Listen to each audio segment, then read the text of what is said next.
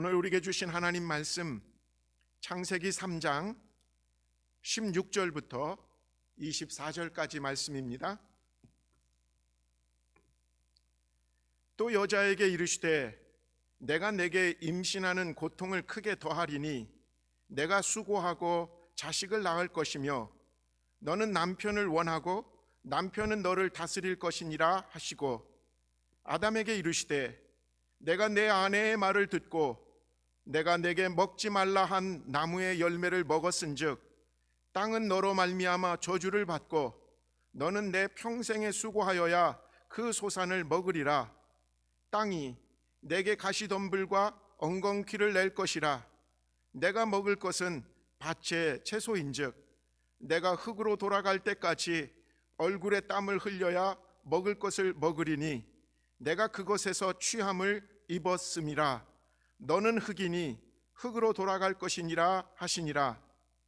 아담이 그의 아내의 이름을 하와라 불렀으니 그는 모든 산자의 어머니가 됨이더라. 여호와 하나님이 아담과 그의 아내를 위하여 가죽옷을 지어 입히시니라. 여호와 하나님이 이르시되 보라, 이 사람이 선악을 아는 일에 우리 중 하나같이 되었으니 그가 그의 손을 들어 생명나무 열매도 따먹고 영생할까 하노라 하시고 여호와 하나님이 에덴 동산에서 그를 내보내어 그의 근원이 된 땅을 갈게 하시니라. 이같이 하나님이 그 사람을 쫓아내시고 에덴 동산 동쪽에 그룹들과 두루 도는 불칼을 두어 생명나무의 길을 지키게 하시니라. 아멘. 오늘 우리에게 주신 생명의 말씀입니다. 코로나19 이후로 우리는 창세기를 통해서 이 코로나19으로 멈추어진 이 세상, 어쩌면 고장난 이 세상에 원래 하나님이 창조한 그 원래 세상의 모습은 어떨까? 그것을 묵상하고 싶은 마음으로 이 코로나19을 겪으면서 창세기 말씀을 한 장 한 절 한 절 묵상해 가고 있습니다. 죄로 물든 인간의 욕망과 탐심으로 우리는 결국 저주 아래 살아가는 자가 되었던 것이죠. 우리의 문제는 이 저주를 끊고 다시 하나님이 창조하셨었던 그 축복의 모습으로 어떻게 우리는 다시 회복될 수 있을까?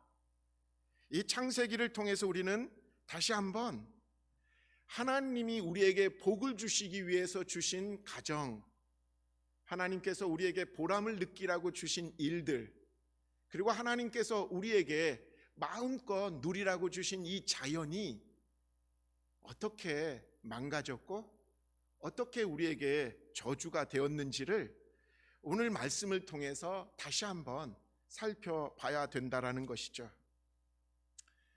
여러분들 요즘 10월, 이제 11월 또 이 예레미야서를 가지고 계속해서 말씀 묵상을 해 나가고 계실 텐데, 예레미야에서 하나님께서 남유다가 망해야만 되는 이유를 가장 중심적으로 너희들이 우상 숭배 때문에 너희들이 망한다라고 말씀하고 계시는 것을 보게 됩니다. 우상 숭배가 무엇일까? 이런저런 말로 말할 수 있겠지만 저는 지난주 우리 청년들과 화요일 날 성경 공부하는 중에 정말 정확하게 사도 바울의 골로새서, 옥중서신인 골로새서 3장 5절에 이것이 우상 숭배니라 라고 기록된 말씀을 접할 수가 있었습니다. 골로새서 3장 5절입니다. 그러므로 땅에 있는 지체를 죽이라. 곧 음란과 부정과 사욕과 악한 정욕과 탐심이니 탐심은 우상 숭배니라. 우상 숭배를 다른 말로 바꾼다면 악한 정욕, 탐심을 숭배하는 것이다 라고 말할 수 있습니다. 하나님보다 자기 자신이 먼저가 된 인간, 자기 중심적인 인간이 되어버렸을 때 그 인간은 자기의 욕망을 채우기 위해서 자기가 바라고 있는 그 탐심을 채우기 위해서 살아가는 존재가 되어버렸다라는 거죠. 그러다 보니까 하나님에 대해서 눈이 멀고요, 이웃에 대해서 눈이 멀게 되어서 산다는 거예요. 자기의 정욕과 자기의 탐심을 채우려고 하는 사람들의 삶의 특성은 남이 어떻게 되든 별 관심이 없어요. 자기 이익이 채워지는 것을 더 주목하기 때문에 자기가 지금 남을 상처를 주고 있는지, 남을 착취하고 있는지, 남에게 어떤 고통을 주는지 상관 안 하고 자기의 정욕, 자기의 탐심이 채워지는 거에만 관심을 갖고 살아간다라는 거죠.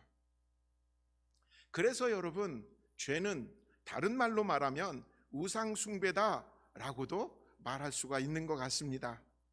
오늘 본문을 묵상하면서 저와 여러분들은 하나님 앞에서 지금 혹시 깨어진 관계들이 있다면, 지금 내가 하고 있는 이 일에 아무런 보람도 못 느끼고 그냥 할 수 없이 끌려가면서 살아가는 그런 인생을 살아간다면, 지금 자연 환경에 대해서 어떠한 책임감도 모르고 그냥 나 편한 대로만 막 쓰고 버리는 그런 삶을 살아가고 있다면, 하나님께서 그게 바로 우리 삶 속에서 저주를 살아가고 있다는 것을 깨닫고, 어떻게 우리는 다시 회복되어질 수 있을까? 아니, 창조의 때에 하나님께서 우리에게 주신 그 축복을 우리가 어떻게 누릴 수 있을까? 그것을 다시 한번 깨닫는 시간 돼야 될 줄 믿습니다. 자, 그러면 원래의 축복이 어떻게 저주로 변했는지를 살펴보죠. 오늘 본문에 보면 가정생활에서도 하나님께서 저주하시는 모습이 나타나요. 그 가정이 축복인데 저주가 우리에게 임하게 된다라는 거죠. 여러분, 노래 중에 홈 스위트 홈이라는 노래 잘 알죠? 저 어렸을 때는 참 많이 불렀던 노래 같아요. 즐거운 곳에서는 날 오라 하여도 내 쉴 곳 오직 이곳 내 집뿐일세. 홈 스위트 홈. 하나님께서 천국을 맛보라고, 그리고 천국을 한번 경험해 보라고 허락하신 이 땅의 천국이 바로 가정일 것입니다. 여러분, 우리가 다른 데에서 즐거움을 느끼는 그 즐거움보다도 오직 내 가정, 내 집에서 천국을 우리는 누릴 수 있어야 되거든요.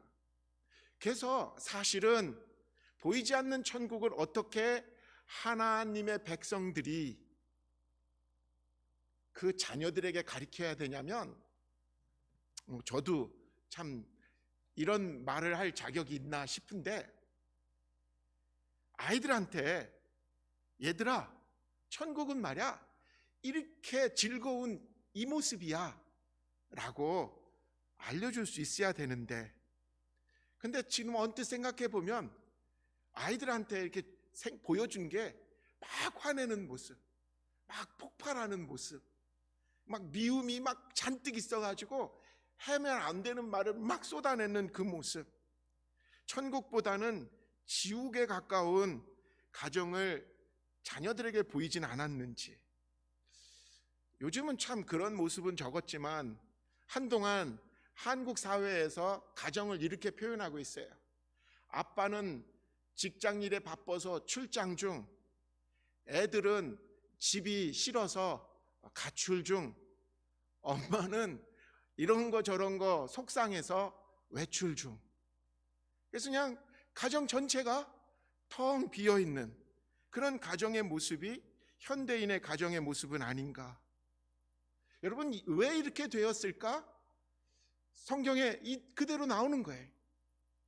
인간의 죄로 말미암아 축복으로 누려야 될 가정까지도 이렇게 저주 속에서 살아가는 한 단면이 아닌가. 성경은 인간의 타락으로 말미암아 받게 될, 어쩔 수 없이 경험하게 될, 그러니까 우리는 사실 누가 가정생활이 이렇게 지옥 같기를 원하는 사람 누가 있겠어요? 그런데 우리의 죄로 말미암아 어쩔 수 없이 경험할 수밖에 없는 가정생활의 두 가지의 고통이 있다라는 거예요. 첫째는 아이를 양육하는 고통이 따른다라는 거죠. 부모와 자식 간의 관계. 그냥 생각하면 얼마나 애틋하고 얼마나 감사한 관계예요. 그럼에도 불구하고 오늘 본문에 보면 3장 16절 전반절입니다. 또 여자에게 이르시되 내가 내게 임신하는 고통을 크게 더하리라. 여러분들 가운데서 아마 개정 개혁 이전에 그냥 개혁 성경을 가지고 계신 분들은 이 임신이라는 단어 대신에 잉태라는 단어를 가지고 번역되어 있는 걸 볼 거예요. 잉태하는 고통을 더하리라. 뭐 지금 임신이로 바꿨지만 이 임신이라는 말조차도 어쩌면 그 논리상으로는 꼭 정확한 것 같지는 않은 것 같아요. 왜냐하면 임신하는 순간이 뭐 고통스러운 건 아니잖아요. 사실은 아이를 낳을 때부터 시작되는 그 말을 여기서 표현하고 있는 단어다라고 볼 수 있을 것 같아요. 그래서 어떤 영어 성경에 보면 잉태와 출산의 모든 과정을 포함해서 아이를 기르는 모든 과정을 의미하는 단어, 너가 이제 애 낳고 키워봐라, 너들 고생할 거야 하고 여자에게 이 말을 하고 있는 것이죠. 사실 아이를 임신하고 아이를 키우는 그 긍정적인 면에서는 애가 맨날 울고 힘들어도 애 웃는 모습 하나만 가지고도 사실 부모들은 행복을 느낄 때가 있잖아요. 그런데 현실이 꼭 그렇지만은 않은 것을 키워보면 압니다. 뭐 애들 이제 젖을 떼면 다 끝난 줄 아는데 그때부터 또 돌아다닐 때가 더 힘들죠. 그냥 옹알이 끝나고 말하면 이제 될 줄 알았는데 말할 때 더 힘들어요. 학교 들어가면 더 힘들고요. 이제 졸업하면 될까 했는데 졸업하고도 더 고생하는 것들이 키워보니까 알겠는 거예요. 부모의 고통의 근원은 결국 이게 죄 가운데서 살아가는 인간이다 보니까 어쩔 수 없이 우리에게 주어진 저주구나. 본문에 고통을 크게 더하리라는 이 고통의 히브리 단어가 이츠본이라는 일본말 같기도 하지만 이 단어를 쓰고 있어요. 근데 이 고통이라는 단어는 육체적인 고통만이 아니라 정신적인 고통도 같이 들어있는 의미의 고통이거든요. 아이를 키우면서 겪어야 되는 고통이 인간에게는 있다라는 거예요. 모든 과정 속에서 아이로 인해서 가슴앓이를 할 수밖에 없는 그 고통. 여러분, 오늘 본문을 통해서 우리는 이 고통이 부모에게, 어머니에게, 여자에게 주어진 이 고통이라는 사실에 외면해서는 안 되는 이유가 뭐냐면, 그래서 자식만이 목표로 사는 인생의 끝은 뭐예요? 고통뿐이라는 것을 잊지 말라는 거예요. 하나님의 선물을 키워서 하나님께 드리면 되는데 내 것으로만 평생 알고 있으면 뭐예요? 그 자체가 고통이라는 것. 이렇듯 자녀는 축복의 소산이지만 한편으로는 부모의 고통거리도 된다라는 것. 여러분, 여기에서 우리는 인간의 연약함과 한계를 받아들일 수 있어야 된다라는 거예요. 두 번째로, 가정에서 겪게 되는 고통 중에 또 다른 고통은 불안한 부부관계로 인한 고통이라는 거예요. 남편과 아내와의 고통관계. 오늘 본문을 잘 읽어보면 16절 후반절에 너는 남편을 원하고 남편은 너를 다스릴 것이라 라고 되어 있습니다. 언뜻 들으면 좋은 거 아니야 라고 생각하기가 쉽죠. 개역성경에는 사모하고 라고까지도 돼 있으니까 오해하기가 참 쉬운 구절입니다. 근데 이 원하고라는 단어를 다른 구절하고 비교한다면 긍정적인 원하고의 단어가 아니라는 거예요. 이 원하고라는 이 단어는 창세기 4장 7절에 등장하는 죄의 소원은 내게 있으나 라고, 근데 너는 그것을 조심하라 라는 말씀으로 표현된 그 단어예요. 죄의 소원, evil desire. 히브리 말로는 테슈카라는 단어를 쓰고 있는데 이게 긍정적인 소원이 아니라 조금 악한 소원이라는 거예요. 이건 한마디로 이렇게 표현할 수 있어요. 아내들이 남편을 악의를 가지고 대한다. 그냥 남편 하는 말에 무조건 좋아하는 그게 아니라 그 마음속에 악한 소원이 있어가지고 그렇게 대하게 된다라고 해석할 수 있다라는 거죠. 반대로 남편은 아내를 다스린다라고 되어 있는데, 이 다스림이 적당한 다스림의 단계를 넘어버리면 착취의 단계로 나아가는 거예요. 악한 임금들이 백성을 다스리는 그 모습들, 이건 끔찍한 거잖아요. 남편에게 악의를 가지고 대드는 아내, 그 아내를 잔인하고 무자비하게 대하는 남편, 이게 원래 하나님께서 기대하시는 여자와 남자, 남편과 아내의 모습이 아니잖아요. 하나님께서 원래 아담과 하와를 지을 때 돕는 배필로 지으셨거든요. 서로 부족한 것들을 채워주며 서로 짝이 되라고 주신 부부 관계가 죄로 말미암아 이기심으로 살아가게 되면 서로 바라는 것이 틀리면서 악의를 갖게 되고 또 무자비해지고, 이런 저주와 고통의 삶을 살 수밖에 없다라는 거예요. 참 안타까운 생각이 들어요. 이게 오늘 우리들의 현실이라는 거. 그것뿐만 아닙니다. 노동의 저주가 또 등장합니다. 죄를 지은 인간이 받는 또 다른 고통은 일하는 데 있어서 고통스럽다라는 거예요. 이것을 우리 시대에 말한다면 직장생활 지겨워. 그리고 내가 뭐 하고 있는 그 일, 어쩌면 주부조차도 그 일하고 밥하고 아이들 전념해서 키우는 것 자체가 어느 순간 갑자기 지겹고 실증나는 일들로 변하게 된다라는 거죠. 인간의 노동과 수고는 원래 고통스러운 게 아니라 하나님이 주신 사명, 하나님이 주신 소명이기 때문에 보람 있는 거거든요. 그래서 영어로도 요즘 잘 안 쓰는데 occupation이라는 단어가 vocation이라는 단어로 원래 썼었다고요. 우리 직업이 뭡니까? 옛날엔 이게 소명이 뭡니까? 라고 묻는 단어였다라는 거죠. 근데 요즘은 뭐예요? 먹고 사는 것, 그냥 입에 풀칠하기 위해서 일하는 정도로 전락한 것이 일의 현 주소가 되었다라는 거죠. 타락한 인간은 더 이상 노동을 즐기지 못합니다. 즐거운 마음으로 해야 될 일이 먹고 살기 위해서 어쩔 수 없이 고통의 일부가 돼버린, 그냥 죽지 못해 밥벌이 하려고 그저 하는 일로 전락하게 됐다라는 거죠. 세 번째 저주가 또 등장합니다.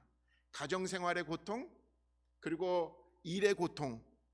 세 번째는 뭐예요? 우리를 둘러싸고 있는 자연 환경까지도 저주를 받고 말았다라는 거죠. 오늘 본문 17절 중반절에 땅은 너로 말미암아 저주를 받고, 범죄한 인간이 저주를 받을 때 자연도 묻어서, 자연이 무슨 죄가 있다고, 자연도 저주를 받았다라는 거예요. 자연 환경 보호가 어쩌면 요즘 모든 시대의 미래를 예측하면서 우리가 이거 안 하면 결국 인간은 그 자연 때문에 일찍 더 망할 수밖에 없다라고 모두가 예측하고 있습니다. 우리가 지금 함부로 버리고 있는 이 쓰레기들, 우리가 지금 함부로 막 소비하고 있는 이 에너지들이 결국은 뭐예요? 우리 생전에 결국 우리 발목을 잡고 우리가 살아가는 그 비용을 엄청나게 늘릴 수밖에 없게 만드는 주범이 된다라고 대부분 미래학자들이 말하거든요.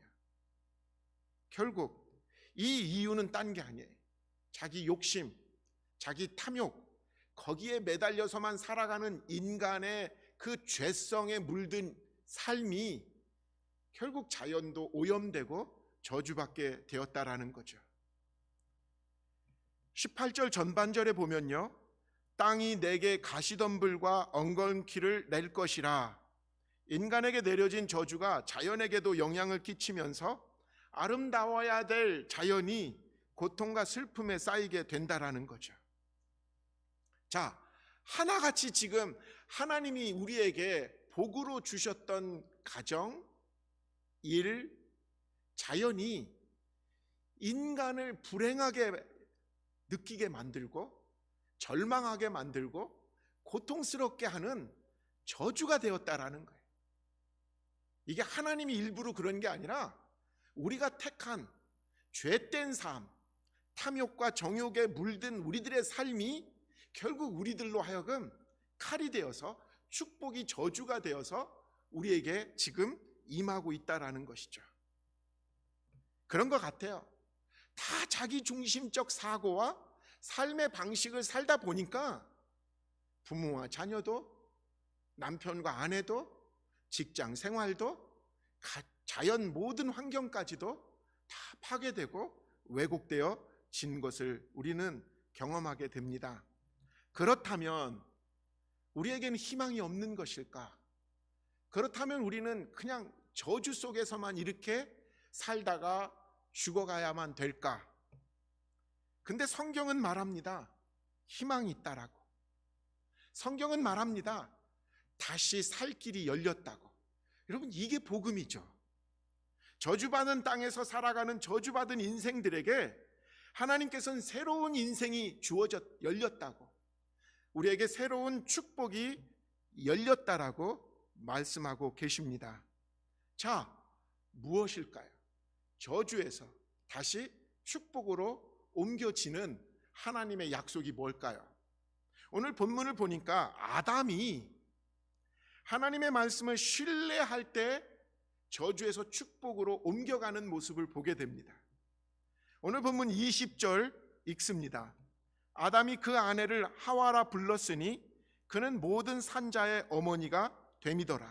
하와. 이 하와라는 문자 이름 그대로 번역하면 생명을 주는 자라는 뜻이에요. Life giver.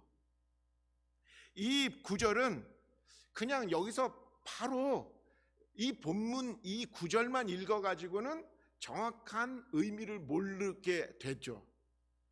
지난주에 우리가 15절, 3장 15절을 연결시켜야만 아담이 그 말을 믿고 여자를 하와라고 이름을 붙이게 되는 거거든요. 지난주 우리 같이 읽었는데요. 창세기 3장 15절 읽습니다. 내가 너로 여자와 원수가 되게 하고 내 후손도 여자의 후손과 원수가 되게 하리니 여자의 후손은 내 머리를 상하게 할 것이요 너는 그의 발꿈치를 상하게 할 것이니라 하시고, 여자의 후손에서 원수 마귀인 그 원수 마귀의 머리를 완전히 밟아 깨뜨려 버리는 메시아를 주시겠다라는 그 약속의 말씀, 그것을 아담이 듣는 지금 상황이에요. 그 말을 듣고 어떻게 보면 옆에 있는 여자를 바라보면서 당신이 그러면 하와네 라고 이름을 지어줬다라는 거죠. 이것은 아담이 하나님의 말씀을 듣고 이제부터는 들었다라는 거예요. 그리고 그 말씀이 이루어지기를 아멘했다라는 거예요. 우리가 죄를 지어서 저주를 받았지만 하나님은 이 여자의 후손에서 죄의 문제를 해결해 주실, 우리를 감싸고 누르고 있는 원수 마귀의 권세를 깨뜨릴 수 있는 메시아를 우리에게 주시겠다라는 그 말씀이거든요. 그게 바로 뭐예요? 메시아를 기다리는 인류의 희망인 거죠. 그 희망에 대해서 아담이 뭐예요? 아멘했다라는 거예요. 그리고는요, 옆에 있는 여자에게 당신이 바로 산자의 어머니가 되십시오 라고 하와라는 이름을 지어준 것입니다. 이게 바로 믿음으로 하나님이 주신 그 희망을 아멘하고 받아들일 때 우리는 저주의 인생으로 끝나지 않고 다시 축복의 인생으로 변화되어질 수 있다라는 거죠. 예수 그리스도가 재림하실 때 새하늘과 새 땅이 열릴 것입니다.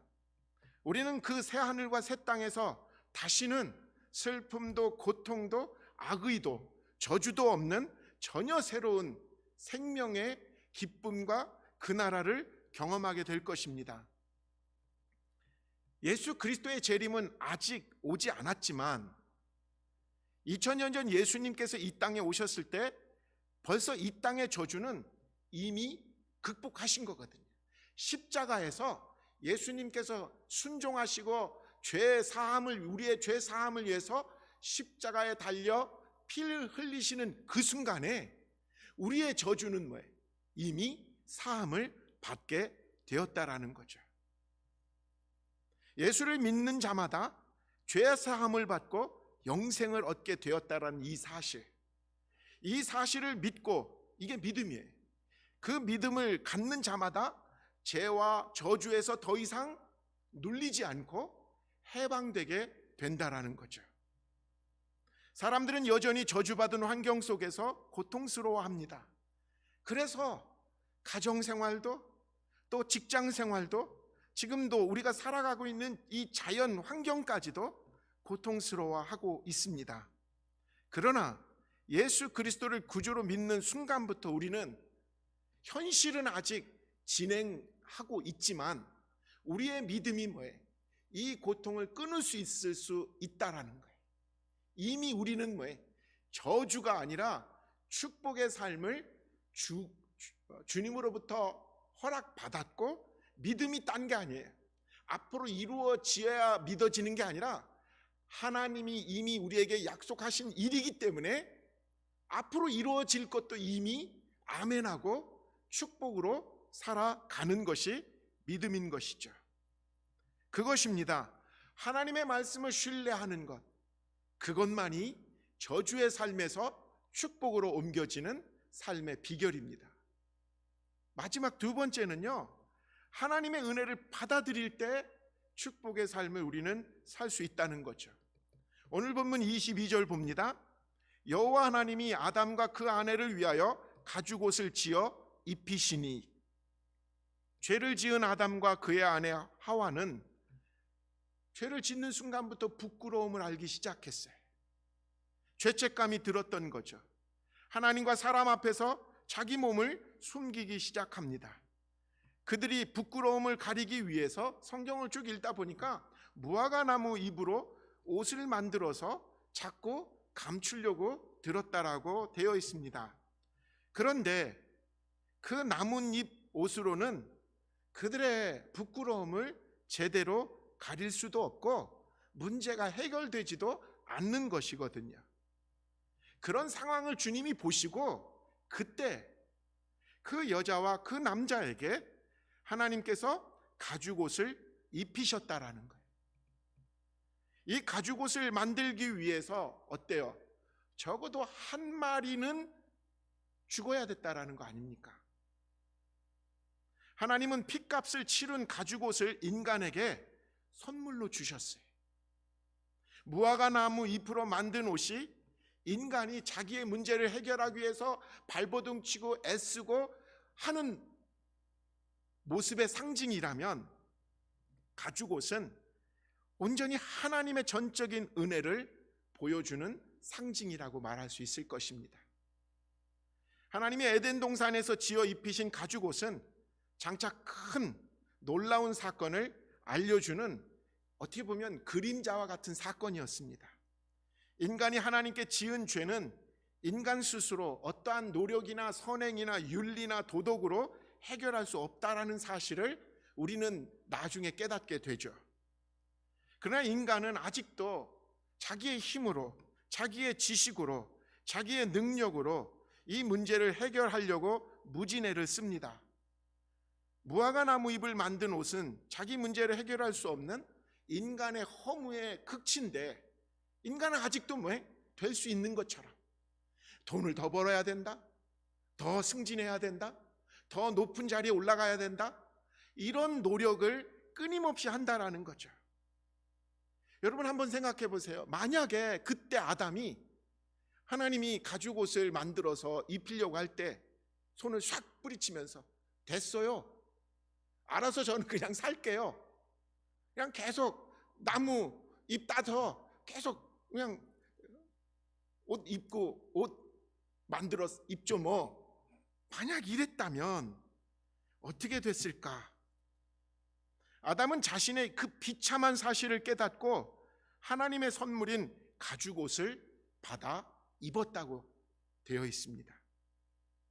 아직도 자신의 처지가 어떤지 깨닫지 못한 인간들은 인간의 그 알량한 지식, 인간이 가지고 있는 그 알량한 건강 하나 의지하고 자기들이 어떻게 하면 될 거다라고 아직도 노력하는 사람들이 우리 주변에는 많습니다. 근데 결론은 뭐예요? 헛되고 허무하고 그리고 헛산 인생으로 끝나는 게 그런 인생이잖아요. 우리의 문제를 해결해 주실 수 있는 오직 한 분은 예수 그리스도이심을 믿습니다. 그분이 우리의 죄와 우리의 이 모든 심판까지도 다 사하시고 그리고 사망에서 생명으로 건지게 해주신 분이 예수 그리스도이시니까요. 에베소서 2장 8절 한번 읽어보시기 바랍니다. 너희가 그 은혜로 인하여 믿음으로 말미암아 구원을 얻었나니 이것이 너희에게서 난 것이 아니요 하나님의 선물이라. 하나님께서 우리를 사랑하시는 그 은혜, 그게 우리를 향해서 주신 선물, 그걸 받아들이는 게 믿음인 거예요. 아담은 죄를 지었지만 아담에게 희망이 있었던 것은 하나님이 아담을 위해서, 하와를 위해서 하나님이 전적인 은혜의 선물인 가죽옷을 입혀주실 때 아멘하고 받아들였다라는 것이죠. 우리의 구원은 하나님의 은혜에서부터 시작되었습니다. 죄의 문제를 해결할 수 있는 길은 우리에게 베푸신 하나님의 은혜, 그 은혜인 예수 그리스도를 받아들이는 거예요. 예수 그리스도께서 우리를 위해서 십자가에 달리셔서 죽으신 것이 하나님이 나를 향하신 절대적인 사랑의 확증이다라는 것을 아멘하고 받아들이는 거예요. 그럴 때 우리는 더 이상 저주의 사람으로 살아가는 게 아니라 축복으로 옮겨진 삶을 이제 살아가기 시작합니다. 이게 바로 자기 중심적인 정욕과 탐심의 삶에서 하나님 중심의 삶, 하나님이 우리에게 늘 보여주시는 이웃을 바라보는 삶, 이곳으로 바뀌어 가게 되었다라는 것이죠. 저는 이번 코로나19을 통해서 저 개인적으로도 철저하게 또 회개해야 될 부분이 많다라는 것을 깨닫고 끊임없이 말씀을 읽어가면서 특별히 요즘 예레미야서 한 구절 한 구절 읽어가면서 무엇을 바꿔야 될까? 또 회개하고 또 회개하는 시간을 많이 갖습니다. 그 중에 가장 떠오르는 것은 나 중심에서 하나님 중심으로 바뀌어야 되겠구나. 교회 목회도 마찬가지고 교회 방향도 마찬가지로 내 교회 중심에서 우주적인 교회, 하나님께서 같이 일하라고 이 땅에 세우신 모든 교회, 이웃 중심의 교회로 변화돼야 되겠구나 라는 깨달음이 가졌습니다. 그런 마음을 계속 갖고 있는 중에 지난주에 목회자 모임에서 주변 약한 교회들 소식을 서로 나눌 수 있는 시간이 있었어요. 어느 교회는 캠퍼스에서 선교하고 있는 교회인데 물론 우리 교회랑 똑같은 처지죠. 한 명도 한국에서 돌아온 사람이 한 명도 없다라는 거예요. 그래서 예배를 진행할 수가 없을 정도가 되었고요. 그 지역에 살고 있는 어른들 2명만 지금 남아있는 상태라. 근데 이 방송할 수 있는 기술도 없어가지고 지금 8개월째 예배를 못 드리고 있다라는 거예요. 그런 소식을 듣고 너무 뭐예요. 저도 한 15년 넘게 캠퍼스에서 선교를 그런 교회를 섬겨왔기 때문에 마음이 너무 와닿는 거예요. 너무 안타까운 거예요. 그래서 그날 그 다음 날 있었던 우리 청년부 모임에서 같이 나누었어요. 우리 교회는, 우리 교회도 똑같이 새로운 교인 청년들은 없고, 우리 교회도 똑같이 예배도 힘들지만 적어도 우리 교회 청년들은 어른들이 있지 않냐. 어른들이 너희들을 위해서 후원하고 기도해주고 또 돈도 모아줘서 이런저런 협력이 지금도 이루어지는데, 그 교회는 지금 너무너무 어렵단다.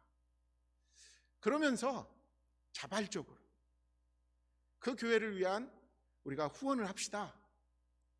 우리가 그 교회가 견딜 수 있도록, 그 교회가 적어도 혼자가 아니라는 그 사실을 우리 작은 정성과 우리 작은 도움을 통해서라도 용기를 얻을 수 있게 했으면 좋겠다라고, 그런 마음을 나누면서 성경 공부한 보람은 그런 데서 얻는 거구나. 우리가 예배를 드리는 보람이 어디서 느낄 수 있을까? 다시 확인하고 깨달았던 시간이었습니다. 이제 더 이상 여러분들한테 우리 교회만을 위해서 여러분 헌신하십시오, 헌금하십시오, 이런 시대는 이제 끝나야 된다고 깨달았습니다. 하나님께서 우리 교회는 분명히 넉넉하게 지켜주시고 채워주실 줄 믿습니다. 그렇다면 그 믿음을 가진 우리들은 주변에 우리보다 더 어렵고 힘든 이웃과 교회들을 섬기며 돕고, 또 우리가 받은 은혜를 끊임없이 또 나누는 축복의 통로들이 돼야 될 줄 믿습니다. 여러분, 그렇게 될 때 분명히 우리는 저주의 삶에서 축복의 삶으로 변화되어지는 그런 축복을 이 땅에서도 누리게 될 줄 믿습니다. 기도합니다. 고마우신 하나님, 감사합니다. 저주 가운데서도 축복의 길을 열어주신 것 감사합니다. 예수 그리스도로 말미암아 구원받은 우리들, 아직도 축복의 근원이 무엇인지를 깨닫지 못하고 살아가고 있다면 오늘 주신 말씀 붙잡고 회복되어지는 우리들 되게 하여 주옵소서. 감사합니다.